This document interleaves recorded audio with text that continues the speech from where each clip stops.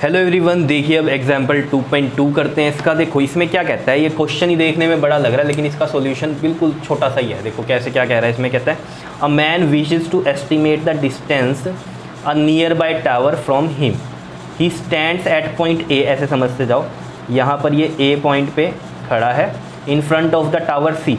तो यहाँ पर ये सी टावर है और टावर कैसे है, यहाँ पर लगा हुआ ऐसे है, ये देखो इस तरीके से ये टावर है सी और ये ए से इसको ऐसे देख रहा है। समझ गए हो? ठीक। उसके बाद देखो क्या कह रहा है, in front of the tower C and spot a very distant object O in the line with A C. मतलब क्या कह रहा है, एक बहुत दूर कोई ऑब्जेक्ट है, मान लो यहाँ पर कोई, मान लो सन हो गया डिस्टेंट ऑब्जेक्ट, या इतनी दूर मान लो कुछ भी चीज़, ठीक है। अब तो ये मान लो आप ऐसे सन हो गया ये इस तरीके से, ठीक है। तो इसके लाइन ऑफ साइट पे ये अगर हम लगाएं इस तरीके से, इसको ऐसे बनाएं यहाँ लाइन ऐसे, तो इसके लाइन ऑफ साइट से ये इसको ऐसे दिख रहा है सन, ठीक है। समझ गए आप बात? यही कह रहा है ये ओ इन द लाइन, ये ओ है और ऑब्जेक्ट ये कौन सा ऑब्जेक्ट है, ओ है कोई, ठीक है, in the line with A C.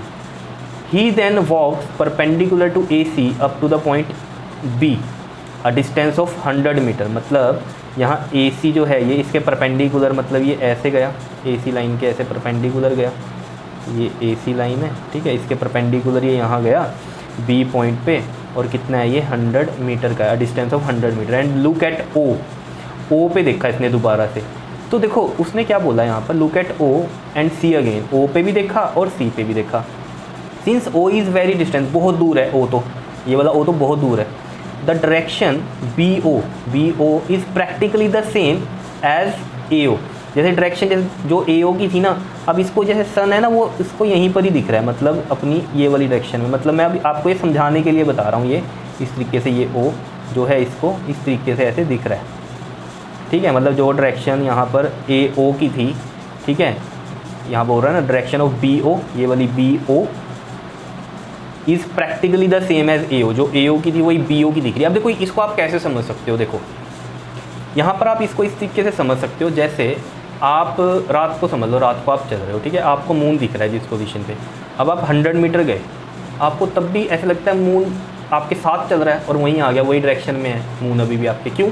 Moon तो हिला नहीं है, मून तो वहीं है, लेकिन आपको ऐसा लगता है, प्रैक्टिकली ये चीज़ ऐसी लगती है कि हमारी ही जो डायरेक्शन आपकी मान लो ए पॉइंट पे थी, फिर आप 100 मीटर चले, मून की फिर वही डायरेक्शन है। मतलब डायरेक्शन में कोई फ़र्क नहीं लग रहा है, ऐसा नहीं लग रहा आपको पीछे मुड़ के देखना पड़ रहा है, ठीक है। आपने ऐसे सीधा देखा यहाँ भी खड़े हो गए, फिर ऐसे देखा, फिर सीधा देखा, तो आपको दिख रहा है ऐसे ही मून। ये है यहाँ पर कहने का मतलब, ठीक है। अब जो वो पैरालैक्स में आप देखते थे ना, वो क्या कहते थे हम कि अर्थ के एक इधर कोने से एक इधर कोने से जब आप सन को देखते हो तो आपको थोड़ा सा क्या दिखता है, अलग दिखता है, तो वो हम कहते थे ये पैरालैक्स एंगल है, ठीक है ना। बस वो तो होता है पूरी अर्थ के एक इस सिरे पे एक इस सिरे पे, पूरी डायामीटर हो गई थी ये। तो यहाँ पर तो हम 100 मीटर की बात करते हैं, तो हमें नॉर्मली दिखता है ऊपर, जो जितना यहाँ से दिख रहा है उतना ही डायरेक्शन यहाँ से दिखती है। मतलब कोई डायरेक्शन में कुछ चेंज नहीं लगता हमें इतना, समझ रहे हो? वो कहने का यहाँ पर मतलब है, ठीक है। क्लियर हो गई होगी बात, ठीक। तो ये बोल रहा है कि सेम ही है जो कि ए ओ की थी, ठीक है। ये चीज़ ऐसे समझ नहीं है कि जैसे ये थी लाइन ऑफ साइट में, ऐसे ये डायरेक्शन सेम ही दिख रही है जो ए ओ की थी। But he finds the line of sight of C, क्योंकि उसने यहाँ बी पे जाके ओ को भी देखा और सी को भी देखा। ओ वाला तो इसको ऐसा ही लगा कि जैसे यहाँ से इसके ऊपर था सीधा, यहाँ से इसने बी पॉइंट से देखा, तब भी आपको ये ऑब्जेक्ट ऊपर ही दिख रहा था। लेकिन जब उसने सी को देखा तो इसमें उसको क्या होगी, शिफ्टिंग हो गई, क्योंकि ये पास में है ना ऑब्जेक्ट, ये वाला पास में है, सी वाला तो टावर था। तो यहाँ से इसने देखा और फिर इसने बी से सी को देखा, तो यहाँ पर तो उसे क्या दिखा है बताओ। यहाँ से जब उसने देखा तो यहाँ पर देखो बोलता है but he find the line of sight C shifted from the original line of sight. Original line of sight ऐसी थी तो सी भी या तो यहीं पर ही दिखता उसको, लेकिन सी इधर दिख रहा है। जैसे उसे सन यहाँ दिख रहा था तो यहाँ गया तो इसे सन ऊपर ही दिख रहा है अभी भी यहाँ से, प्रैक्टिकली ये चीज़ है क्योंकि ये बहुत दूर है ऑब्जेक्ट। लेकिन सी में शिफ्टिंग दिख रही है उसको, ठीक है। और कितने एंगल पे दिख रही है वो, 40 डिग्री पे दिख रही है। Line of site bye an angle 40 degree, तो लाइन ऑफ साइट ये हो गई, तो इससे एंगल कितना 40 डिग्री का। और ये पैरालैक्स क्यों बोल रहा है यहाँ पर, क्योंकि पैरालैक्स क्या है, शिफ्टिंग है ना। यहाँ पर भी हम क्या देते थे, यहाँ से अलग पे दिख रहा है, यहाँ से अलग पे। जैसे हम कहते थे पैरालैक्स में समझाते थे ना कि पेंसिल को देखो एक आँख से, एक आंख बंद करके, तो आपको शिफ्टिंग दिखती है, तो ये पैरालैक्स, तो वो एंगल की बात है। तो यहाँ पर वो देखो ना शिफ्टिंग ही तो हो रही है। यहाँ पर था तो इसे यहाँ दिख रहा था, यहाँ दिख रहा है तो अब इसको यहाँ दिख रहा है, तो ये शिफ्टिंग हो गई इसकी, तो ये पैरालैक्स एंगल हो गया। क्लियर है? इसलिए ऐसा बोल रहा है, कई बच्चे सोच रहे हैं पैरालैक्स कहाँ से आ गया। ये पैरालैक्स तो इसे सन के साथ बनता था। वो कब होता था, जब अर्थ के एक इस पॉइंट पे हो एक इस पॉइंट पे हो। अभी तो हम सिर्फ 100 मीटर ही चले हैं, तो सन ऊपर ही दिखेगा आपको अपने, या मून, समझ रहे हो? तो वो वाली बात है, यही इसमें क्लियर होनी चाहिए आपको बात, ठीक है। तो ये चीज़ क्लियर हो गई आपके पास, ठीक। तो थीटा 40 डिग्री हो गया। And estimate the distance of the tower C, तो बस ये निकालना है आपको, बहुत ईजी है। देखो ये 90 डिग्री था क्योंकि परपेंडिकुलर गए थे इधर हम AC के, ये 90 डिग्री एंगल हो गया। अगर ये 40 डिग्री है तो ये भी कितना होगा, 40 डिग्री होगा। देखो दो पैरेलल लाइंस हैं और ये क्या हो गई इनकी, यहाँ पर ये ऐसे याद है ना आपको, इस तरीके से हम करते थे, दो पैरेलल लाइंस हैं, ये उसकी ट्रांसवर्सल हो गई। तो ये एंगल और ये एंगल कौन से होते थे, अल्टरनेट इंटीरियर एंगल। तो वही अल्टरनेट इंटीरियर एंगल से इक्वल है। तो अगर ये 40 है तो ये भी कितना होगा, 40 होगा। अब ये आप निकाल सकते हो, बहुत ईजी है। देखो 90 के सामने वाला क्या होता है, हाइपोटेन्यूज होता है। थीटा के सामने वाला क्या होता है, हमेशा परपेंडिकुलर होता है। और जो बचा वो क्या होता है, बेस होता है। तो यहाँ पर मुझे साफ पता चल रहा है AC मुझे निकालना है, ये मुझे गिवन है। तो बेस और परपेंडिकुलर की ही बात है, ठीक है। तो हमें ट्रिग्नोमेट्री लगाएंगे, इसमें क्या लगा देंगे, tan थीटा, क्योंकि ये क्या है हमारा, थीटा है।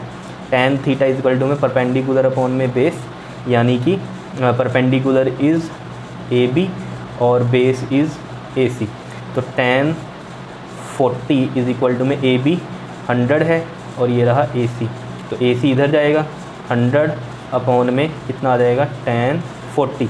अब अगर आप tan 40 की वैल्यू देखोगे टेबल में, ठीक है, जैसे आपकी बुक्स वगैरह होंगी रेफरेंस, तो वहाँ साइन और कोसाइन के तो दिए हुए, नेचुरल टेंजेंट्स के टेबल नहीं दिए हुए, ठीक है। तो वो नेचुरल जो टेंजेंट्स हैं उनका आप डाउनलोड कर लेना या तो गूगल से, ठीक है, तो आपको मिल जाएगा। मैं अभी दिखा भी दूंगा आपको, ठीक है। तो tan 40 की आप जब वैल्यू देखोगे ना, तो वो आपको यहाँ से मिलेगी। देखो ये हो गया 100 और ये हो गया 0.8391। मैं अभी दिखा भी दूंगा ये, ठीक है। tan 40 की वैल्यू ये होती है, ठीक। अब क्या करना है आपको, यहाँ पर सिंपली इसको सोल्व करना है। ये 100, ये नीचे 8391, इसका पॉइंट हटाओगे तो नीचे क्या जाएगा, 10,000। वो 10,000 कहाँ जाएगा, ऊपर चला जाएगा। समझ रहे हो ना बात, 4 के बाद इधर जाएगा ना, तो अपॉन में कितना आना था, 10,000। यार ये तो समझते हो ना, 83.91 है मान लो, तो पॉइंट हटाते हो 2 तो 100 लगा। अब यहाँ पॉइंट है इधर 4 के बाद लगना है, तो नीचे क्या आएगा, 10,000 आएगा, है ना। तो वो 10,000 ऊपर चला गया, तो कितना आ गया ये आपके पास, 1 2 3 4 5 6, ठीक है। और नीचे क्या है, 8391 है। इसको जब आप सोल्व करोगे ना, तो ये आपके पास आएगा कितना, 119.17 आएगा। करके देख लेना आप इसको, कितना आएगा, 119.17। अगर मैं यहाँ आपको इसको करके भी दिखा दूँ तो मैं दिखा दूँगा यहाँ पर ये, ठीक है। मीटर में आया है आपके पास, तो अप्रॉक्सीमेट ये लिख रखा है बुक में आपके पास 119 मीटर। देख लेना आप बुक में 119 मीटर ही दिया हुआ है, ठीक है। तो देखो इसको अगर डिवीज़न देख लो आप यहाँ पर 1 2 3 4 5 6, देखो 8391 है। देखो आपको खुद पता है चल रहा है यहाँ पर 8,391 है ये, है ना, 8,391। और ये 10,000 तक लो, ये यहाँ तक, ठीक है। तो ये 1 पे जाने वाला है, 8391। तो यहाँ से 10 में से 1 गया 9, 9 में से 9 गया 0, और फिर 9 में से 3 गया कितना होगा आपके पास 6, और 9 में से 8 गया 1, फिर ये वाली 0 होएगी, ठीक है।